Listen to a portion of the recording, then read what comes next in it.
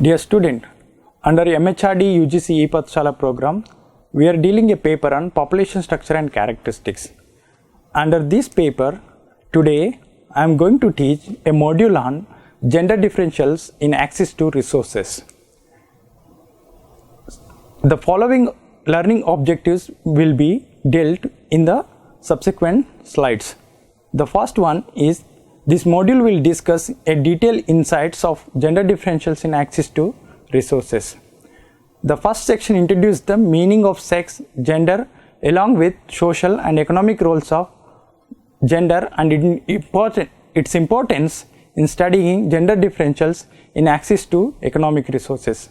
The second part discusses about the various dimensions of inequalities in access to resources, particularly access to land, access to education, employment, and financial resources and technology.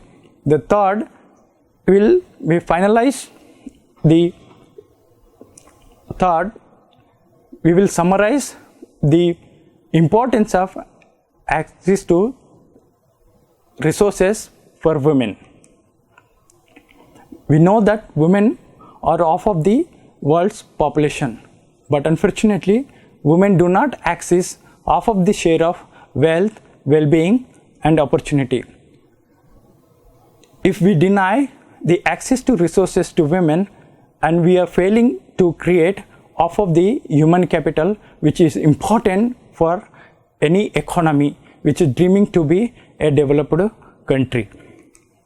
India, being a developing country, access to resources to women will help them in creating a better human capital and reap the demographic dividend. In this context, it is important to ensure that equal access to resources for both men and women. Before dealing this concept, it is important to learn that what is the difference between equality and equity. These concepts are important when we are dealing with any gender inequalities or gender differentials in access to any kind of resources. Equality is a concept of sameness where, without considering the previous hierarchies and previous differences, we provide equal opportunities. That is also called the sameness. While equity is a concept of fairness where we tend to provide a better opportunities or additional advantage to the weaker people so that they can catch up with the rest of the. In this gender case, we need to, because since women are traditionally deprived, traditionally discriminated, therefore we tend to provide a more opportunities to women to be so that we can fill the gap and achieve the gender parity. And achieving parity in access to resources in terms of gender is important for creating a better human capital in any society, and India is not an exceptional to this. In this context, we want to look at the concept of the gender discrimination in access to resources. As we know, any gender discrimination will not be completed if you don't discuss the patriarchy, which is the root of all gender discrimination. Patriarchy is considered to be a cornerstone for existing all kind of gender inequalities. Patriarchy is the domination of social organization in most society historically, which govern the economic rights of individual, especially which governs the women's access to various kind of resources. Is the fundamental institution. Patriarchy is the fundamental institution which creates gender differentials in access to resources and gender discrimination. The patriarchy setup lies in the society, and it also basically operates through the inherent laws and property rights to the successors. So in which women is always denial of basic rights and basic inherent rights in access to the major resources at the household level and the outside. Both women is discriminated at the household level and at the outside, in the community, at the state. Gender differentials in access to resources, particularly in this module, we want to look at under four broad themes. The economic constraints of freedom based on socially ascribed status as gender can look at the following ways. As I said, it is looked into the four major themes. One is access to land, access to education and employment, access to financial resources, access to technology and markets. So we need to look at these four concepts one by one. When it comes to gender differentials in access to land, the evidence can be seen from the various sources, but since census is a very fundamental source of information and which is as a gold standard, if you look at from the census of India 2011, which is the latest census available, showed that 64.68% of total households are headed by female. That means if you look at the first theme, that is access to land and gender differentials in access to land resource. And we know that census is an important and primary source of this information.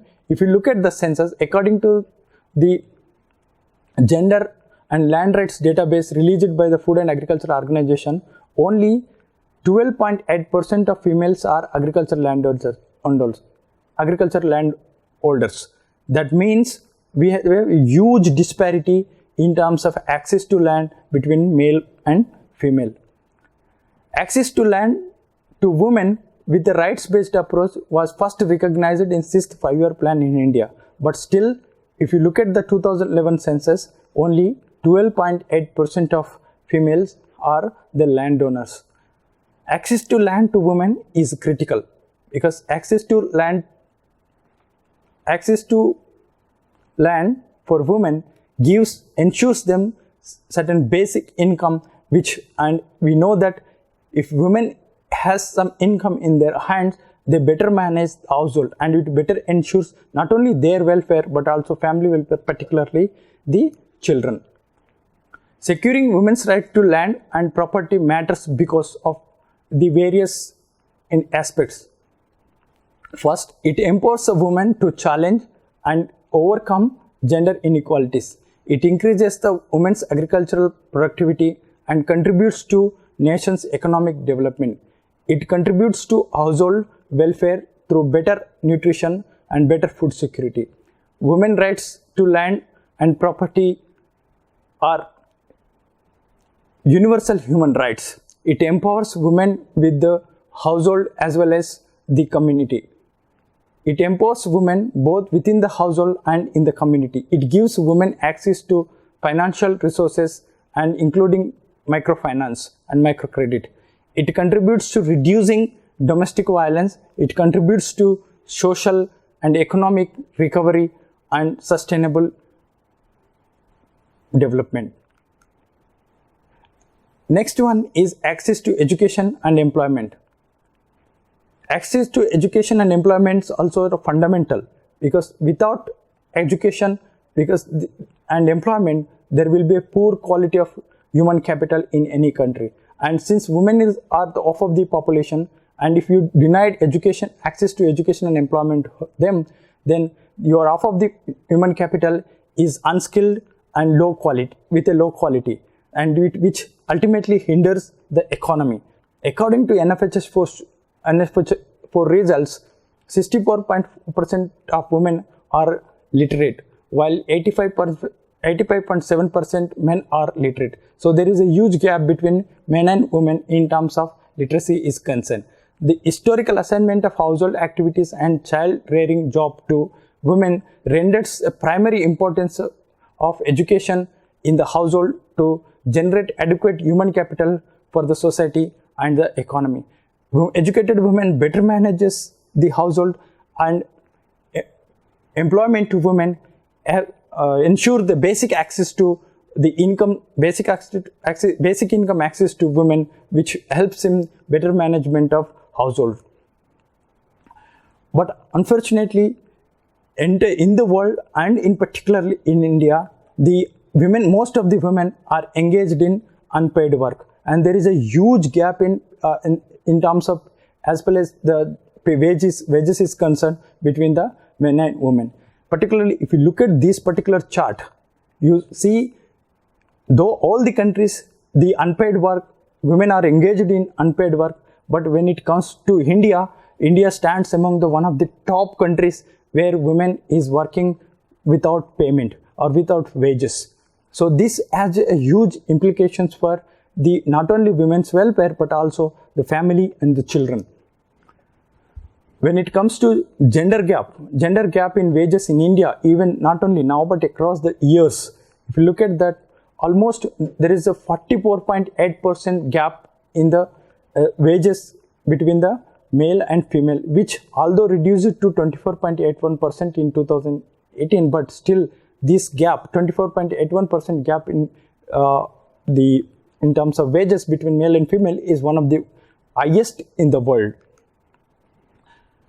Gender pay gap with respect to marital status also matter, because often we say the married women are one of the highly disadvantaged people when it comes to whether getting employment and in terms of wages also concerned.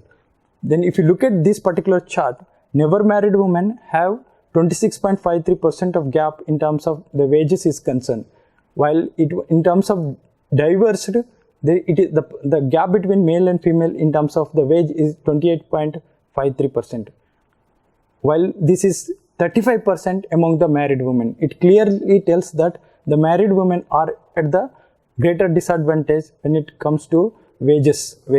So the gender gap among the married women, gender gap in the wage among the married women is highest.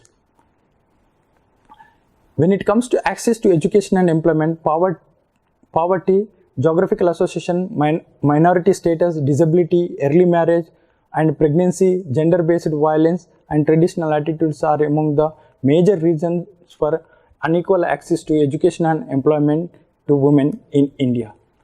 If you look at the education in completed years for male and female at different levels of educational status, there is a clear difference in terms of the access to education between a male and female. For example, if you look at the illiterate, or that is those who are with 0 years of schooling, while it is only 27% in male, while it is 41, almost double in female.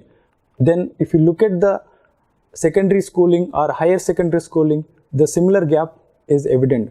Particularly one has to look at the graduation, where the graduation and above schooling is almost double in male compared to female, which is 4.6%. That means around 5% in males, whereas only it is 2.7% in female. Similar results also seen in the postgraduate education, where the post-graduation, the proportion of population with the post-graduation male is 2.20, whereas it is 1.40 in female. This is another analytical interpretation of the gender disparity in education. If you look at this Lorenz curve for male and female, we can clearly see the red curve, which is showing the female educational inequality in female, which is much higher than the blue curve, which is showing for the educational inequality in male. So this shows the within the male and within the female the inequality. That is, within inequality in female in terms of education is much more than the within inequality in the male. This is also be seen on the graph which is there on the right side of the Lorenz curve. We can also see gender parity in education and share of women wage employment. If you look at this cross tabulation of the educational gap with the wage and employment, one can see in, suppose for example, in low income countries, we see the gap is almost, we can present this result in two ways, that is gender parity primary and secondary education enrollment, that is left scale, gender parity tertiary education and enrollment, then share of women in non-farm wage employment, that is right at the y-axis. But if you look at this one, we clearly see a huge gender inequalities in terms of wage employment. With increasing education, although the gap is converging, but if you look at in the middle school education, the gap is very high. Then next comes access to finance. Access to finance can be defined as access to financial products, that is example deposits and loans and savings. So if you look at this one, it's clearly that, because access to financial resources is very important, because women sometimes earns money but they don't save money on their accounts.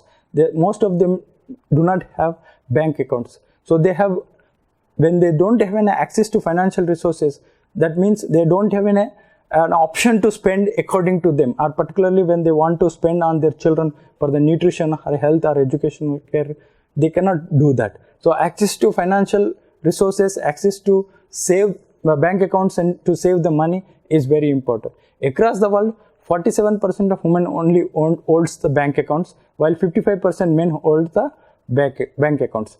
The South Asian countries experience the largest gap at 41%, where 41% men holds the bank account, only 25% women reporting that they have a bank account. So this is a huge gap. There are 400 million of the world's unbanked people lives in India, and where it's a huge gap between in spite of that, it is a huge gap in male and female. That means among all the 400 million unbanked population living in India, women have the largest share of this population. If you look at those who have a bank account, women only comprise 37%, whereas a men is 55%.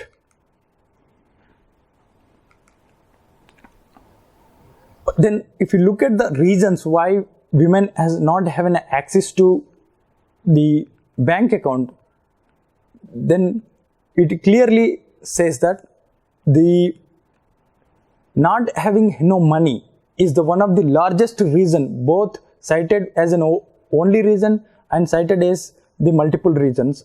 In both the case, in both multiple choice question or in the single choice question, in both case we see not having money is the major reason for not having the bank account. That again indicates that women has lesser access to the economic resources, critical economic resources like employment, land and other critical household wealth and assets.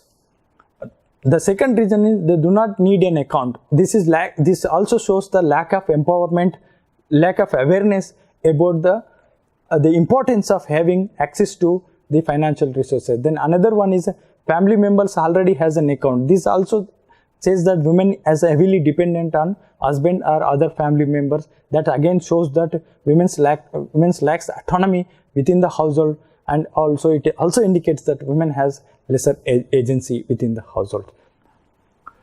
Accounts too expensive also emerges as one of the important reason. That is the user fees to have an account is one of the reason. Financial institution too far away. This also emerges because we know that women, when it comes to women, in particularly in Indian case and in rural India, the safety and security is also very important. Often women do not get a freedom to go out alone to have a bank account or to visit the bank. So that's the reason why, because if it is not in the nearby places, and then women reluctant to open a bank account. Lack of necessary documentations also is one of the reason. Then there are small other reasons also there, but that may not be very important. Then another important thing is access to technology and market. We all know that technology is growing very fast, but still there is the gender differentials in access to these technological resources. And access to technological resources is very important because it works as a empowerment tools, where they can access to information, they can access to all modern amenities, and through which she can get information, get knowledge, and helps in empowerment. The emergence of worldwide market systems teamed with continuous technological development invites attention towards an accessibility of these resources for all human beings, irrespective of their class, caste and gender. But still, in spite of this, we continue to see a gender divide in access to digital resources or access to technology and access to market. This often deprives women from being empowered. According to USAID 2015 states that 1.7 billion females in low and middle income countries do not have mobile phones. Mobile phone is one of the basic amenity now. It's not a luxury good, but it's a basic amenity. But even in spite of that, because it helps in women to access to not only for the communication, but also it gives a lot of information related to their own status, empowerment, rights, and also important knowledge related to their health. So access to these kind of basic resources are very important, but unfortunately we have almost 1.7 billion females are without access to these basic resources. Also, 14% women in the low and middle income countries and 38% women in South Asia are less likely to use mobile phone than their male counterparts. So this is a huge gender inequality in South Asia when it comes to access to technology and market resources. Why we need a digital empowerment? Digital literacy is becoming almost an important traditional literacy because the increasingly world becoming globalized and it increasingly nearing to the people. So the digital resources are obtained because education system itself is now being digitalized.